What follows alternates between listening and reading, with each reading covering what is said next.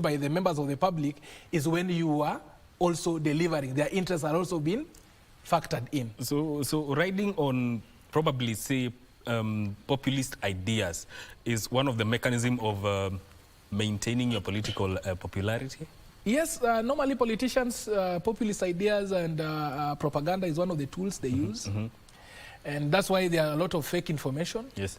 You taint the other person's reputation. Yes. And if you have a few coins, you can easily give. But one of the major things, the major tools is that propaganda. And how is that propaganda propagated? By giving populist declarations. Yes. And some of these populist declarations are very ambitious. Yes. And if you also overpromise, then it becomes very difficult in delivery. So that for every government, especially for a presidential election, we should be able to gauge the politicians on whether they are being too ambitious or they are making reasonable promises that they can easily achieve.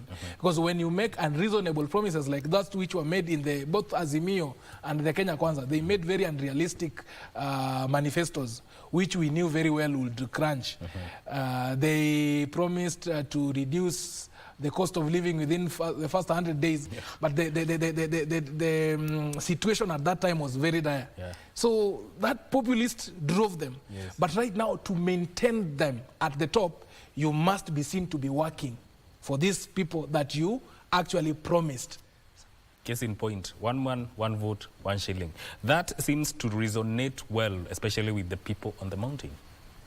It resonates very well. It will always continue to resonate. Because you see, when you look at the revenue allocation, for example, the CDF, 75% is divided equally among all the 290 constituencies.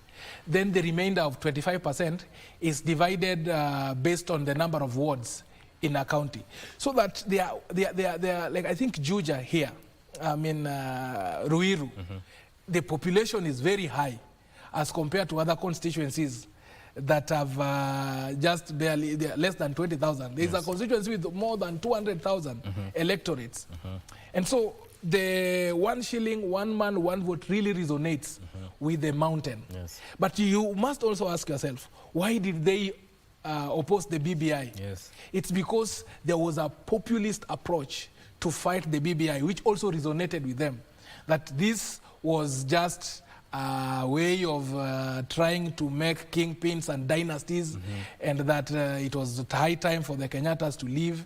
And so that the major things, they measured on the minors, and they left the major things. Right now, and that is something that that government, it's also a very good tool that the government used to propagate the ideas. You'll see that, for example, in this finance bill, there are very many punitive taxes that needs to be opposed.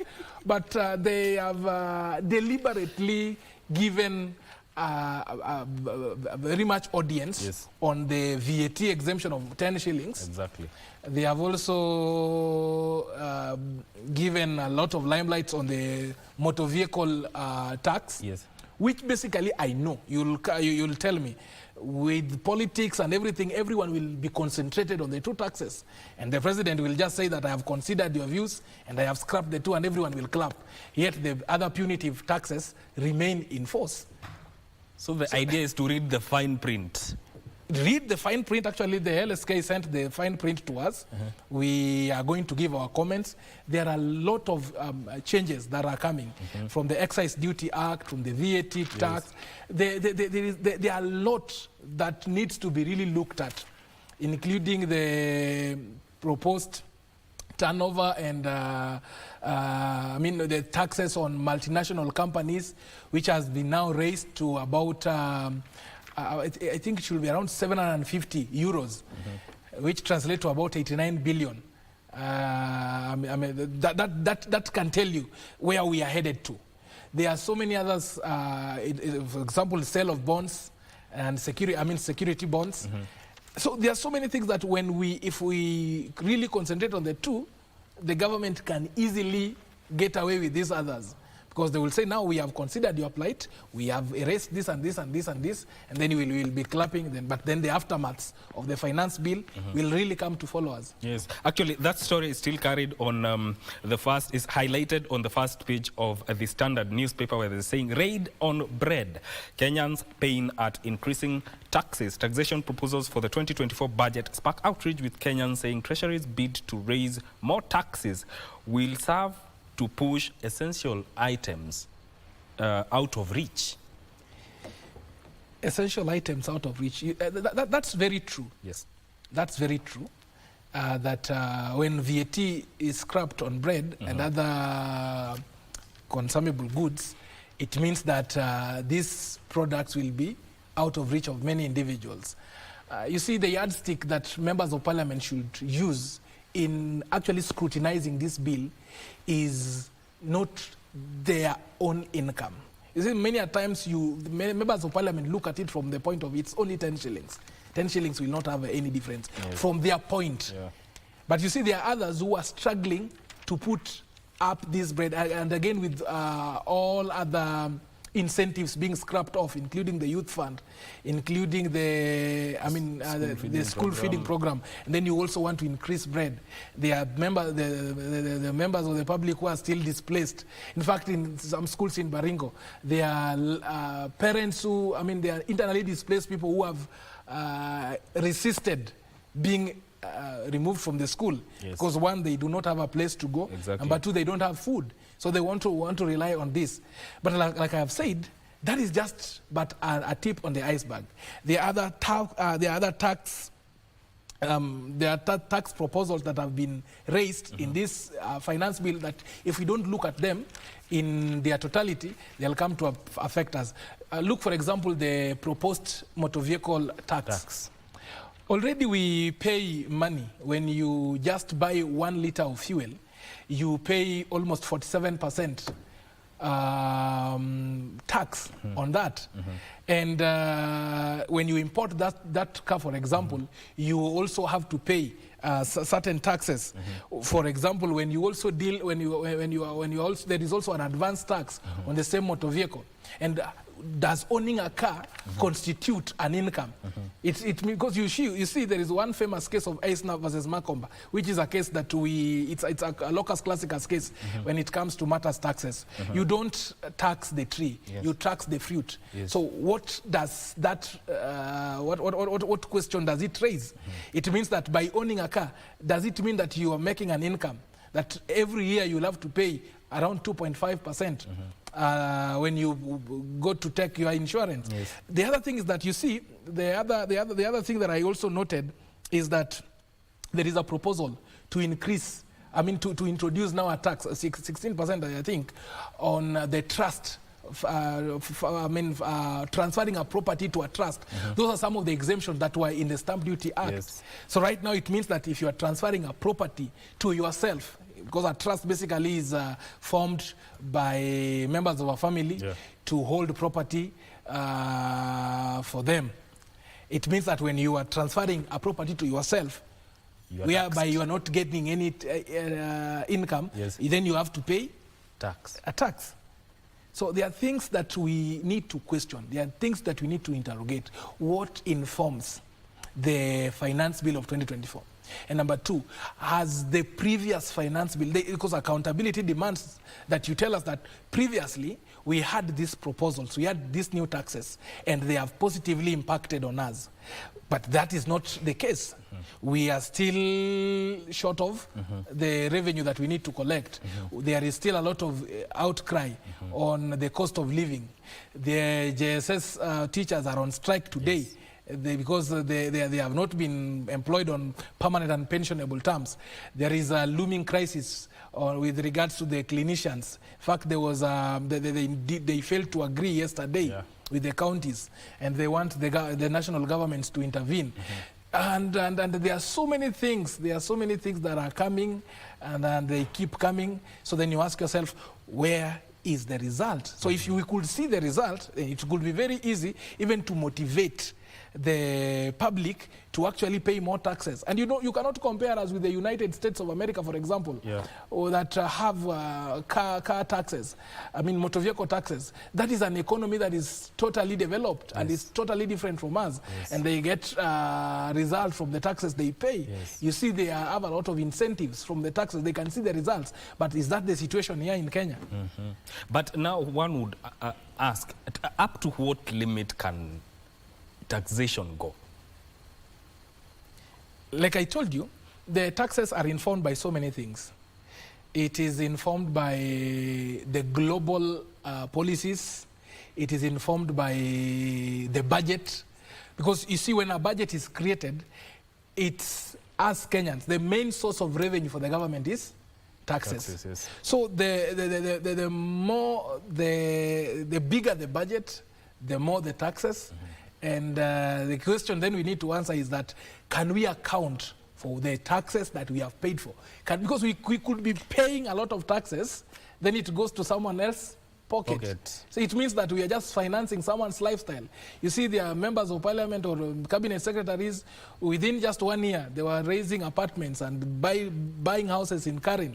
And are moving with high-end motor vehicles and with sirens in every time. Chase cars. The chase cars. You see the life has really changed. Corruption index has gone higher. So if we could have dealt decisively with corruption, because for example, let's even go back to the first discussion we had about CS Mythical Inturi. I know it's an allegation, and each allegation, the onus is on the someone who alleges must prove.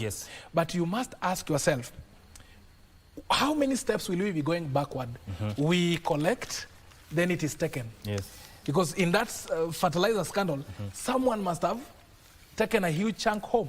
So yes, the taxes are there to be, we can pay taxes, but as members of the public, as stakeholders, we need to see the result of that tax to the lives of the electorate. We need to see it visibly. We need to see the roads. We need to see, for example, the incentives. If they are being, we need to see them visibly.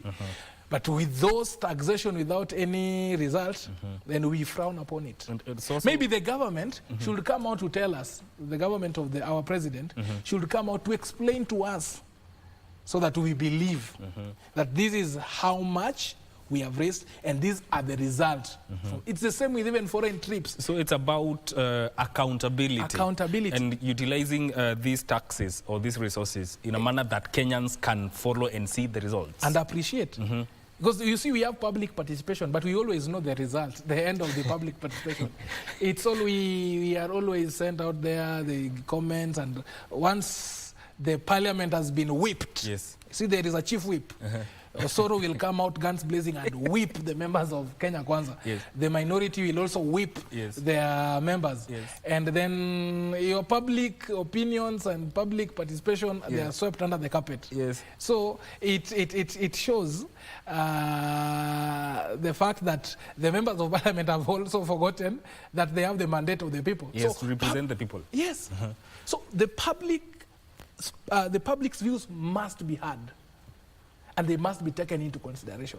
It's not we accept that the members of parliament, we have delegated that responsibility to speak on our behalf. But sometimes they don't speak on our behalf. They speak on their behalf. Their behalf and their own selfish interests. Wakili, your parting shot. My parting shot. We are facing a crisis. The government advisors should be very candid to give proper advice. I saw in the Monday dailies that they earn about 1.1 billion. Economic advisors, you have people like ND, you have physical and budget advisor, Mr. Henry Rotich, who has been a member, who has been a cabinet secretary for finance. I think they should be very candid with the president, and they should listen more to the people, so that you don't lose even base on those who supported you.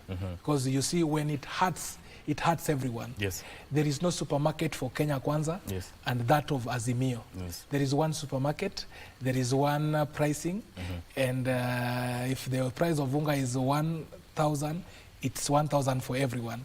The income tax, for pay as you earn.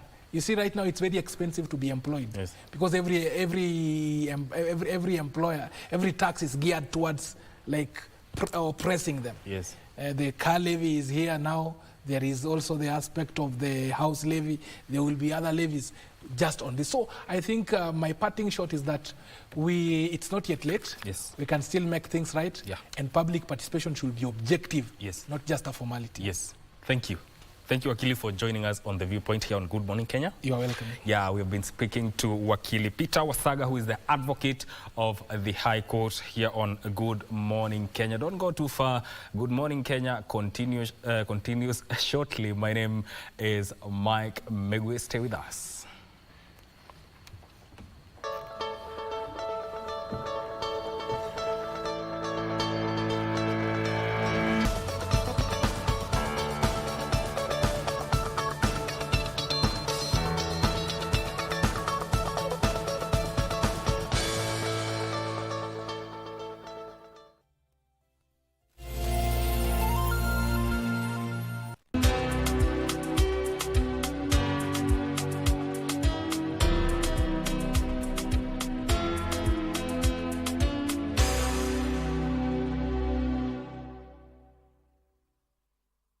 Mpenzi mtazamaji wa runinga unayoipenda ya KBC Channel 1.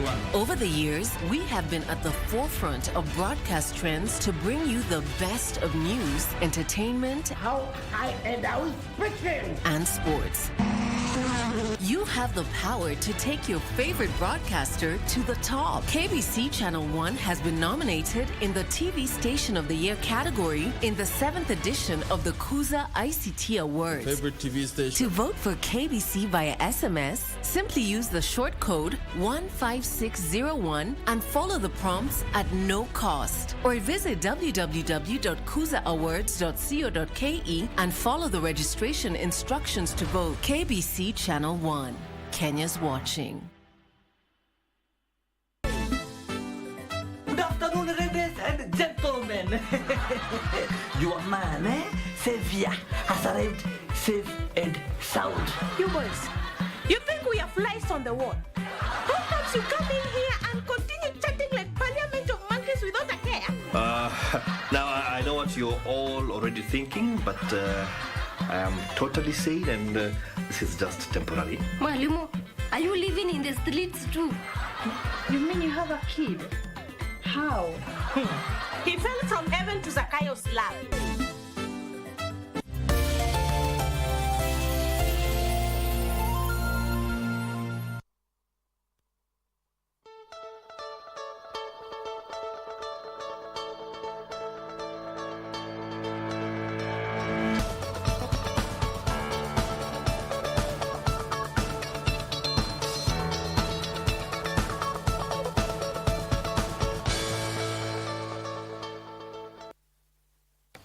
Okay, and we are back. Good Morning Kenya continues. My name is Vivian Dagwa, and right now you are right in time for the Women at the Forefront segment. And today, as I had mentioned earlier on when we were starting the show, I am joined by Dr. Mary Mugo, who is a PhD holder. She is a consultant and senior lecturer in strategy, governance and leadership school. Welcome to the show. Thank you very much, Vivian. You're doing well this morning? I'm well. Thank you so much. Yeah. All right, if we may just begin, because today I want us to talk about strategic management and just how to go about being a good strategic manager.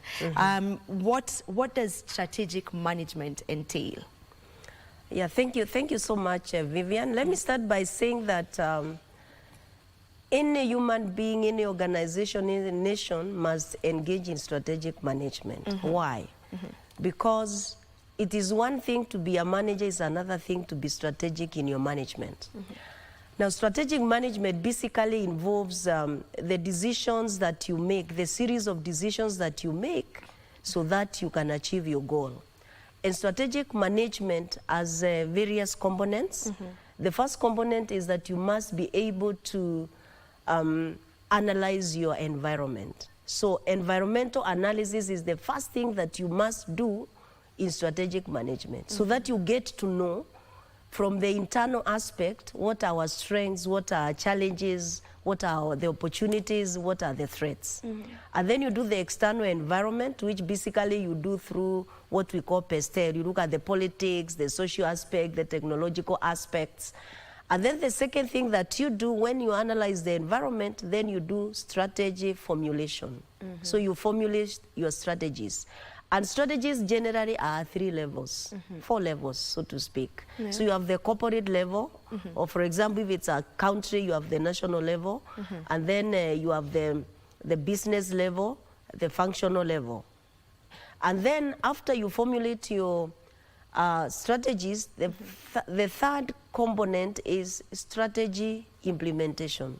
And that is where, from a strategic point of view, that is where we have issues. Because people have great strategic plans, people have plans, including Kenya, we have Vision 2030 and many other plans, but when it comes to implementation is where the issue is. So you must ensure that in strategic implementation you do the right thing.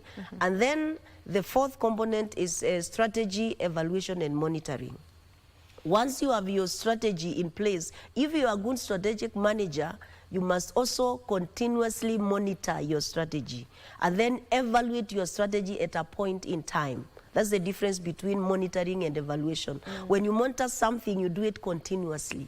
When you evaluate, you say every year, we are going to evaluate what we have done. So strategic management has those 4 key components. And it is important for any manager, whether you're in a corporation, even your own life, actually.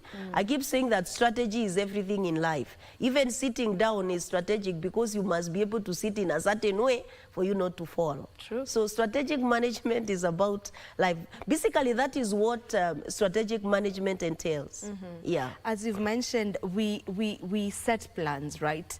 But the implementation sometimes is where the problem comes in. So maybe how would you advise someone, or how would you advise a leader to go about ensuring that these strategies that you've put in place, you are implementing them, the implementation is actually happening? Yeah, the most important thing to do in implementation is you must have an implementation matrix, where basically you have clearly stated this is what this person is going to do, and by this time. And let me say that in implementation, leadership and culture are very important. The reason why many organizations, even nations, have great plans, but nothing seems to happen, is because of leadership and culture. Because leadership is everything. As they say leadership falls and rises on, organizations fall and rise on communication. But I keep saying that leadership itself will fall or rise on communication. So as a leader, you must cultivate a certain culture for people to want to do what you think they should be doing. Because a good leader should take you where you have never been or where you don't want to go. A good leader doesn't just take you where everybody is going. The question they should ask themselves is, if this is where we are going, because a strategic plan should have the vision, this is where we are going, how do I get my people there? Now that is the strategy. So the next question would be, so who is responsible for what? And then of course give them the resources to do what they are supposed to do. And above all things, give them the autonomy to do what they are supposed to do. So implementation becomes a problem in organizations, even in nations, because sometimes the leadership is not doing what they should be doing, and probably the culture is wrong. People are used, generally human beings like status quo, generally. So people don't want to change. People are already in their comfort. So when you tell them, let's go this way, they're like, we are okay. In fact, people keep saying if it's working, there's no need of breaking it. So I keep saying from a strategic point, you should ask yourself, if it is working too well, maybe we should break it so that we can see if we can do something different, you know? Yeah, so the key issue in implementation is you must have a matrix which clearly states this is what we're going to do, this is the output, this is the person going to do it, and this is what is going to cost us. And then continuously monitor and evaluate that. Yeah. And from that, I'm getting communication, you know? And maybe what is the importance of communication in strategic management? Yeah, the first important thing is, Vivian, is to understand is even before you come up with your plan, you must involve all the stakeholders. And you can't involve all the stakeholders unless there's communication.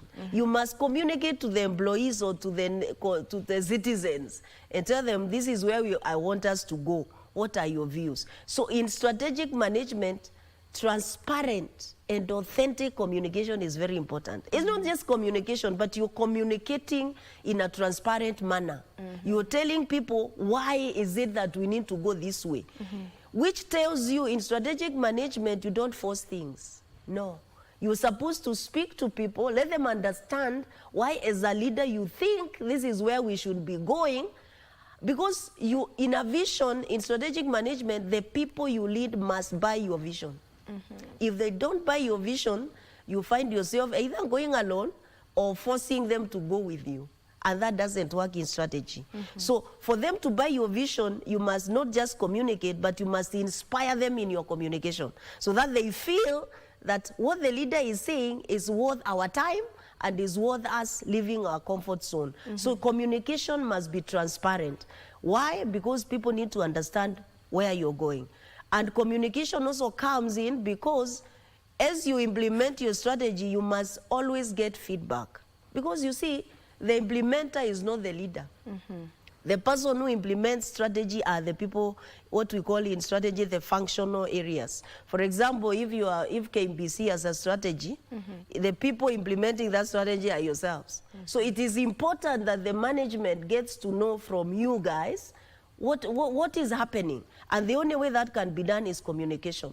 And you must, as a leader, you must give people the environment for them to be able to tell you the truth. Because in strategy, you don't want to do things and we keep telling you it's working, but we know it is not working. That is why that communication must be transparent and authentic. And as a leader, you must have a listening ear so that you get to understand if we are doing this, yes, we must do it because of 1, 2, 3, but are people with us? So a good leader in strategy must be able to communicate, and in that communication you become adaptable because strategies change.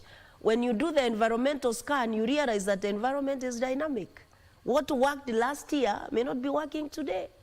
So without communication, it becomes very difficult to do your implementation. Yeah, I hear you on that. And how does one go about managing, and assessing risks when implementing a strategic plan? Yeah, strategic plan, I keep saying people must understand that a strategic plan is not static, it's dynamic.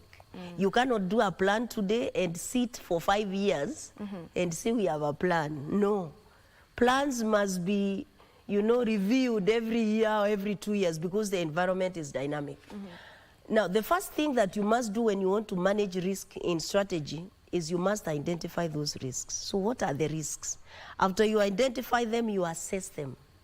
So you identify, these are the risks that we are likely to face. And by that identification is continuous. You can, when you're doing your environmental analysis, you identify we are likely, for example, from a company point of view, you can say that there's a likelihood there will be no resources, there will be no money. What do we do? So you identify. After you identify, you assess, because there are risks that are high, there are risks that are low, there are risks that they are really not much. After you assess your risks, the other thing that you must do is to mitigate those risks. And strategically speaking, you can mitigate risk through various ways. One of them is you can just, what I would call, you can reduce the risk. You can reduce the risk sometimes by simply doing other things. You can also acknowledge that the risk exists and look for a way of ignoring it in quotes because it's not affecting you much. Sometimes from a strategic point, you can pass the risk to the third party, meaning you can actually insure something. Even from a strategic point of view, you can insure something so that the risk is not too high. Or sometimes you can alter.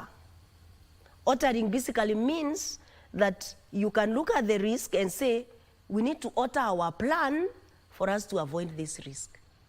So managing risk during strategic plan is very, very important. And you must be able to identify those risks, and you must be able to assess them and mitigate them using various ways. Because it's not every risk that you can actually reduce. It's not every risk you can acknowledge and do something. Sometimes you may have to alter your plan. Yeah. For example, if you realize that your resources are not as much, you cannot, just as an example, you cannot reduce employee salary because you must achieve your plan, you know. So you must alter your plan and ensure that now you spend less money because there are other things that must be done. Yeah. Yeah. Yeah. So for every plan, you have to look at the risk and identify these risks before you move forward with the plan. Yeah. Okay. Now, when you talk about goals, you know, and this is not just only for organizations and institutions, even as individuals, we set goals. How do you go about setting goals? You know? Because this is for everyone. I'm sure everyone tries to set a goal for themselves, you know, so how to go about that? Now, setting goals is very important, as you've said, both in life and for an organization, even for a nation. That's why everybody has a plan. And that is why at the beginning of the year, everybody sets goals. Now, when you're setting goals, there are few things from an individual organization point that you must take into consideration. Number one, your goals must be C-smart. You know, C-smart, as they say. Many people just say smart. But we normally say from a strategic point, they must be C-smart. C standing for challenging. Okay. You know? So you must first of all have in mind that whatever goals that I'm setting must be challenging. Because, you know, if you set goals that are so easy to achieve, there's no motivation. You know? If you know you're going to achieve something, there's no need of setting it as a goal, right? Yeah? So other than that, before you set your goals, you need to do an analysis. I would say you need to do what these days we don't say SWOT analysis because it denotes negative energy. So we say you need to do a SCOT analysis. You need to look at what are my strengths, what am I good at, what are those things that I have passion for. Even an organization must be able to do that. Then you look at your challenges. What are the kind of challenges that I'm likely to face this year? Then you go for what are the opportunities that are likely to be there. That is a SCOT analysis. Or even what kind of threats am I likely to face. So as you set your goals, you must do your SCOT analysis, or what they call SWOT analysis. Get to know what are my strengths, what are my challenges, what are my opportunities, and what are my threats. After you have done that, you also do that's internal. You're looking at yourself. You also do an external analysis. Okay, I may be strong in this, but will the politics allow me to do it? What about the technological aspect? What about the legal aspect? So you must do the pastel part of it analysis. So in other words, you must do both internal and external analysis, whether you are an individual or an organization. After you have done that analysis, then you go ahead and set your C-SMART goals. But now also some others say that you need to do goals that are fast, F-A-S-T, basically meaning that your goals must be, you know, always discussed, as in you continuously discuss your goals. But I think the best model of doing it is just to do a SCOT analysis, just to know what is it that you're good at, what is it that I'm going to do, so that you are able to set goals that are not just challenging, but also they are relevant to you, they are timely, you know, smart, they're specific, they are measurable. Very, very important. Sometimes people do goals that are not measurable. For example, you cannot say that I'm going to lose weight this year. That's not a goal that is measurable. Really? No. Why is it not? I'm sure that is normally a goal for so many people when starting the year. You know, you want to go to the gym, maybe you want to lose weight. Why is that not measurable? You cannot say that my goal is to lose weight this year. That's not a measurable goal. You should say, this year I'll lose 2 kilos. Okay. Yeah, so 2 is measurable. But when you say, when you set it that way, you are basically saying even if you lose a quarter of it, you have met your goal. Yeah. It's just like even finances. You don't just say, I'm going to be wealthy. You should say that this year I'm going to make 2 million. That's measurable. So it must be specific, measurable, attainable, timely, and realistic or relevant. This, I think I prefer, instead of realistic, I prefer saying relevant. Because it must be relevant to you as a person or relevant to you as an organization. Yeah. And how to go about evaluating performance? What's the best way to go about evaluating performance and effectiveness? Yeah. Now, when you have done your strategic plan, or even a strategy for that matter, that is why it must be measurable. Because if you have said, I'm going to, let's use sales because I'm a salesman. If you say that the organization is going to achieve 1 million sales, then you must have, actually in strategic plan, you also have something with a matrix for evaluation, where basically you say that we said we are going to do this by this time, have we done it? But from a strategic management point of view, you use what we call the balanced scorecard from an organization point of view, balanced scorecard. So you look at finances, you look at customers, you look at everybody around you to see if you really achieve. Because you know, you don't achieve your objectives by denying others their rights. I think that's very important. You know, you can be so ambitious as an organization, even as a nation, and you start, you know, infringing other people's rights because you must achieve your goal. That's why, and by the evaluation is at a specific period in time. So you say after 1 year, we are going to see what have we done. Monitoring is the one that is continuous. And monitoring is done through reports. It is done through meetings where you get feedback. Evaluation is a report at the end of a period. Yeah. Yeah. If you are open to do this, you know, if you may share with us a successful strategic initiative that you have led. Myself? Yeah. Let me first say that I've worked in the private sector for many years. I've worked in IT. I've worked in manufacturing. I've worked in a service industry, and my last job was in aviation. I've sold planes. No, not air tickets, planes. You've sold planes? Yes, you take the entire plane and go and pay me for the entire plane.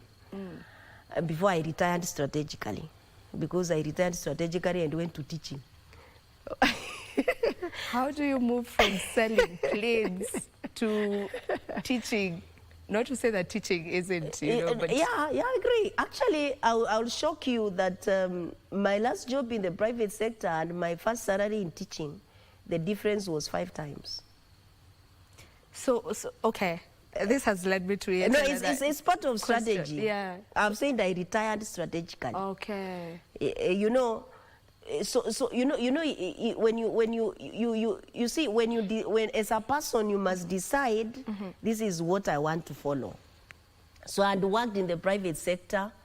In aviation, I did not have much of time because you are on call 24/7 as marketing manager. My clients were big chiefs in many nations in this world, many serious governments.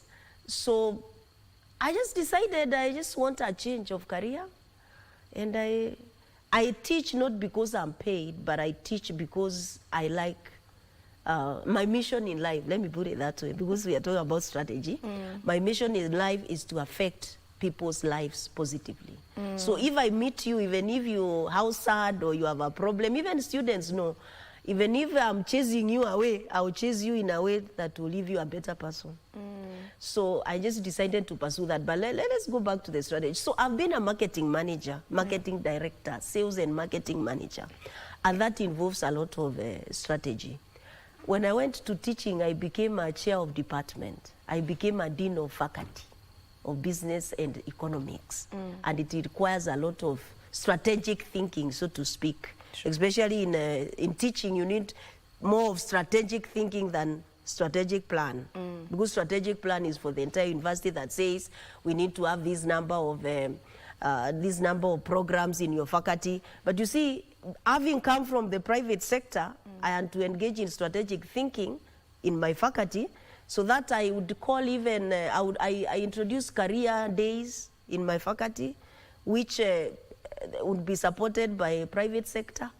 And they would come and talk to students. Now that is called strategic thinking. But basically in strategy, from now the private sector aspect, and I've used many of those strategies that I've put in my book, The Winning Strategy, where basically you decide, are you going to diversify? You see, like now when things are not going very well. So one of the major strategies that I've used and which any organization can use is to diversify.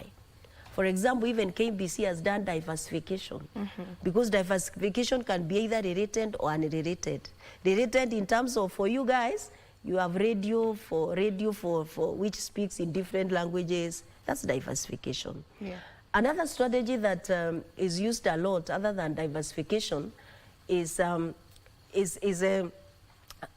growth strategy where you decide to do something entirely different. But in my workplace, in my own workplace, I've opted to use diversification that is related. Because when you use diversification that is related, you use the same resources, the same people, and you grow your portfolio. Like, for example, when I worked for Johnson, SC Johnson, it's a family business. They do insecticides like Johnson 8, Raid. And so Raid was introduced when I was the brand manager. And Raid is an insecticide, Johnson 8 is an insecticide. So that is related diversification. Because sometimes when you do unrelated diversification, like for example, you decide you're going to start a bakery, then you must have different people with different skills and all that. So basically, if you have to have a strategy that is winning, you must look at your resources, you must look at what you do, and then you must look at what is it that your customers can do. Because in sales, we also say you can do what is called upselling. You've come to buy something, then I tell you, hey, for example, I saw the other day in the supermarket, now Royco has ginger, has garlic. That is called related diversification. Yeah. So you can see people use these things everywhere, but probably they don't think about it in terms, they just say, so they look at the customer who uses Royco is likely to cook tea. So let me give them garlic, let me give them whatever. I mean, let me give them ginger. Yeah.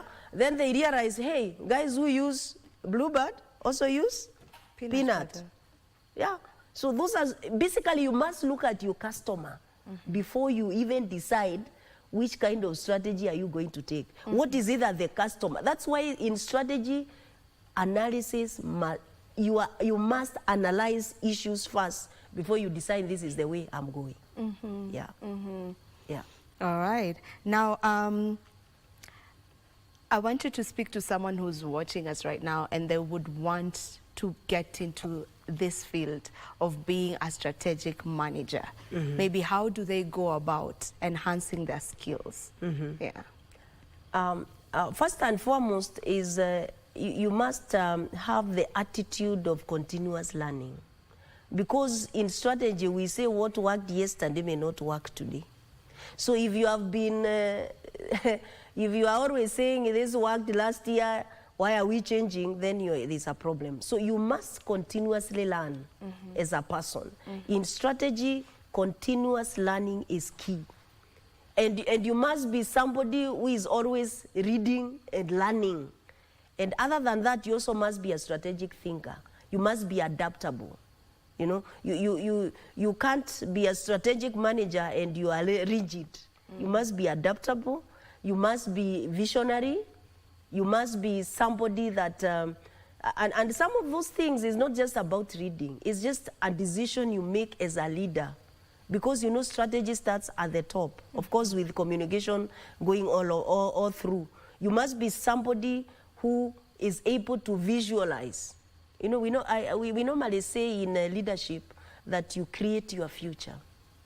So strategists create futures. You don't say, this is the future I'm going to. You create that future. And you create that future by looking at the things that are happening. And then you come up with things that will take you where you think your future should be. So basically, every manager must be strategic in nature. Otherwise, you know, Vivian, management on itself without strategy It's just planning, controlling, organizing. It's routine. And in the environment we are living in today, you can't afford to be a routine person. That basically because things are working, you know, we are making some little money, we are fine. You must actually come out of your comfort zone and also be a risk taker. Strategists are risk takers. They take risk. Okay, we'll hold that thought and then we take a commercial break, but don't you go too far. We'll come back to continue with this conversation.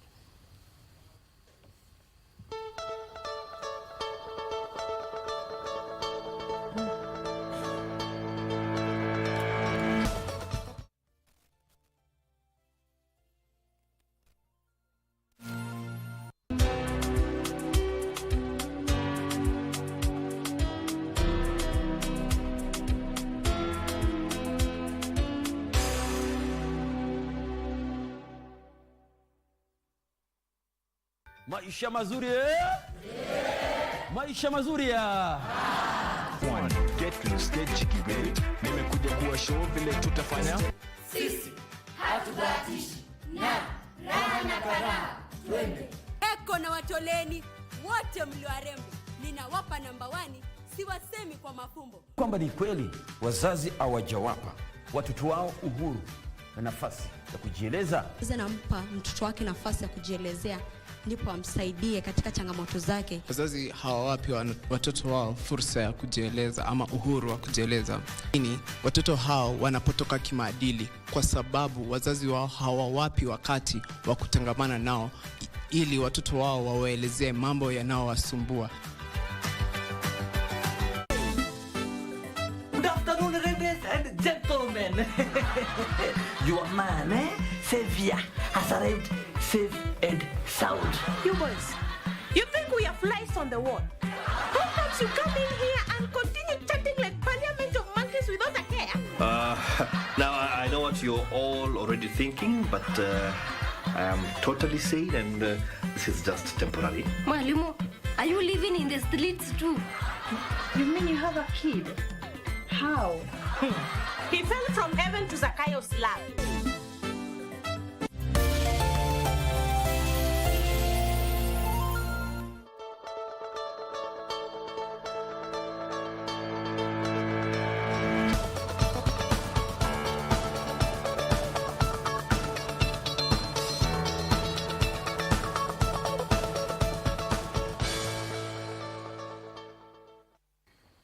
Welcome back. I believe that you are really learning on this topic that we are talking about, that Dr. Mugo is engaging us on. Dr. Mugo, before we took that break, you were just telling us on how one that is aspiring to be a strategic manager can go about, you know, enhancing their skills. You had mentioned one should be a continuous learner.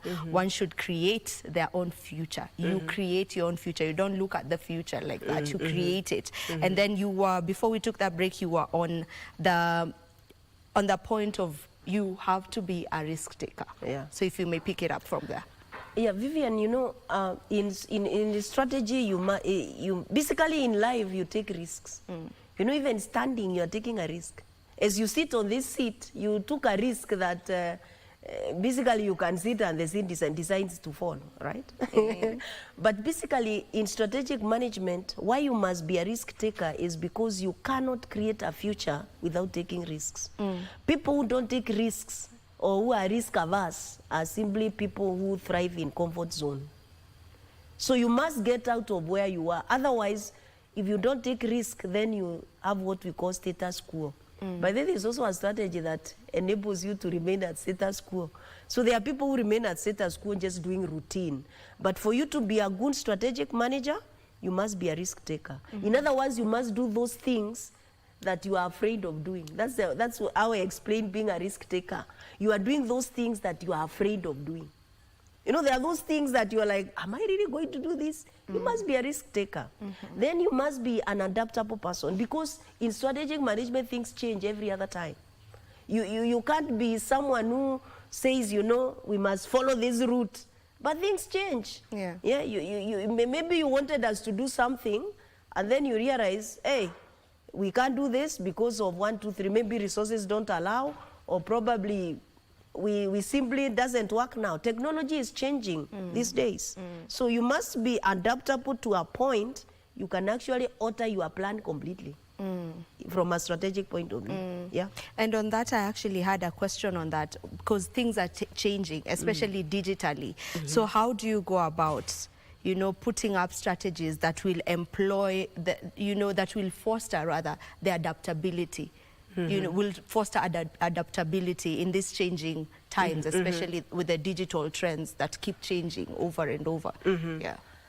You know, we started by saying that when you talk about strategic management, it is a series of decisions that you're making. And today or currently, decisions are data-driven today. That's why you are doing all the analysis and all that. So technology is actually making it easier for a strategic manager, because now you can have that data analyzed very quickly and then you make decisions. And also, for example, if you're an organization and you're doing strategic management, you need to remember, we say it in environmental scanning, there is PESTEL. T stands for technology. PESTEL, P-E-S-T-E-L. It's a political blah blah blah. So you must look at the technological aspect even as you come up with your strategies, because technology does affect. For example, if you are in media like you guys, all of us are now journalists. All of us. I mean, you just go to YouTube, you say funny things, people listen. So that's something that, that's why probably you have a digital aspect of it. So you look at technology and see, how does this affect? How does technology affect my organization? How does even technology affect my career? Because even for me as a teacher, technology is affecting me. Now we teach online. Sometimes. There are even universities that actually teach online from beginning to the end. So even universities now must start thinking, how do we harness this technology so that it doesn't affect us negatively? Because remember, there are threats in your SWOT analysis. Is it a threat to you, or is it something that is going to be opportunity? Yeah. So that is very important as you do that. And before I forget, I wanted to say that a good strategic manager, or a leader for that matter, has to have integrity and ethics. Very important. In strategy is about integrity and ethics. You must be able to do the right thing. Yeah. Okay. All right, right now I want to take you to Eldoret, where there is a pass out happening, and it is being presided by the President, William Ruto. If we may just head straight to Eldoret, Lynette. Tubaki tukiwa tumesimama kwa ajili ya wimbo wa taifa na wimbo wa Jumuiya ya Afrika Mashariki.